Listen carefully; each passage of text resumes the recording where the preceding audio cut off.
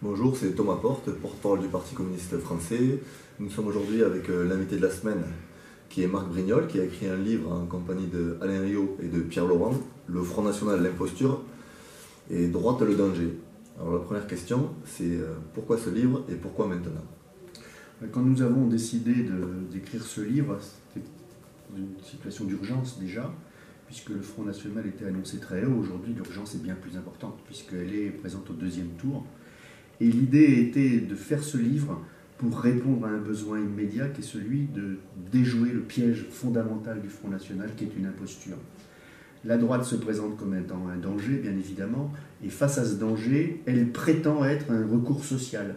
Et donc le choix que nous avons fait dans cet ouvrage, c'est de démonter 10 arguments, vous voyez, on a choisi 10, pas 20, pas 30, 10 arguments, qui montrent que l'imposture est permanente. Elle est sur les questions sociales, elle est sur les questions de la nation, elle est sur les questions de l'égalité. En fait, le fond de cette imposture, c'est que Marine Le Pen ne touche jamais aux intérêts du capital, disons-le, mais qu'en permanence, sa philosophie est de couper les gens en différentes parties et de les opposer, de créer de la division et de la concurrence. Tout cela mène à la catastrophe, ne résout aucun des problèmes auxquels la société est confrontée et même entraîne un certain nombre de dangers très considérables. D'accord. Et l'autre élément de sa communication, c'est qu'elle se présente très souvent comme la candidate anti-système, et cela prend d'autant plus de relief face à Emmanuel Macron au second tour. Mais qu'en est-il réellement? Marine Le Pen est complètement dans le système, à la fois personnel, au plan personnel, pardon, et à la fois dans ce qu'elle porte comme idée politique. Au plan personnel, Marine Le Pen a toujours été dans son parti, le Front National. Elle a gravi les échelons les uns après les autres. Elle a été élue dans différentes régions, voilà, une carrière politique d'élue très, très différenciée dans toute la France. Et puis surtout, il faut savoir que ce parti est l'un des partis qui a le grand nombre d'élus qui est mis en examen, par exemple. Et puis le système, elle ne l'attaque jamais. Vous voyez, il y a aujourd'hui autour de 300 milliards d'euros qui sont ce qu'on appelle les revenus financiers sur le schéma national économique.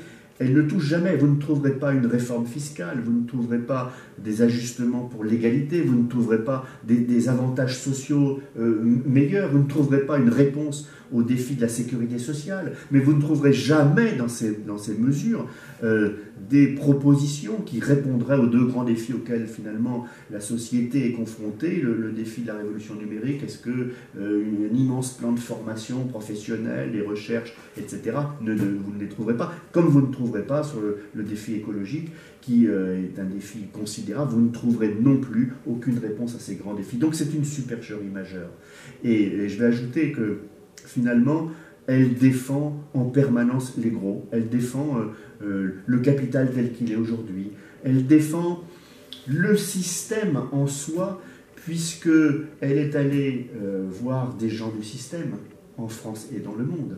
Monsieur Trump est élu, elle court à la tour Trump à New York, et puis elle va ensuite voir Poutine en Russie. Elle dit tout le bien qu'elle pense de Bachar el-Assad. C'est-à-dire que ce système mondial dans lequel nous sommes aujourd'hui et qui recèle des dangers majeurs pour la paix, eh bien, elle est complètement à l'aise là-dedans, et elle pourrait être, si elle siégeait, hélas, au Conseil de sécurité, là où la France a un siège, elle pourrait être un facteur de trouble, un facteur de danger pour la paix elle-même. Donc elle est dans le système, et elle est même le système. D'accord.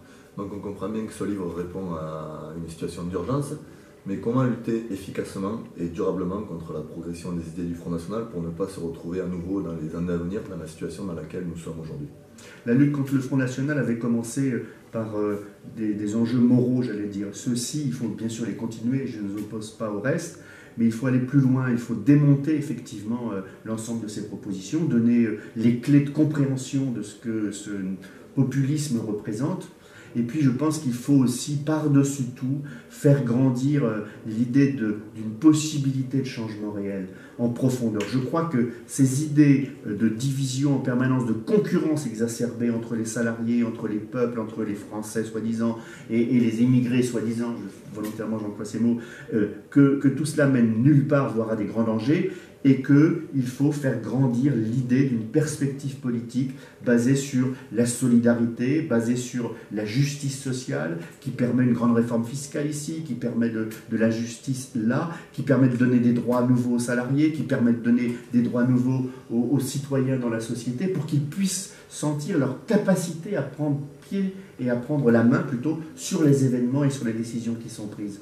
Beaucoup de gens qui votent Front National aujourd'hui pensent qu'ils ne peuvent rien, que les décisions se prennent ailleurs et qu'ils n'ont pas pris sur ces événements. Un projet de transformation profond doit donner aussi du sens démocratique. Mais merci pour cette réaction, Marc. Et je vous invite tous et toutes à vous emparer très largement de ce livre, à le diffuser partout pour lutter durablement contre le Front National. Pas seulement le 7 mai prochain, mais dans les années à venir.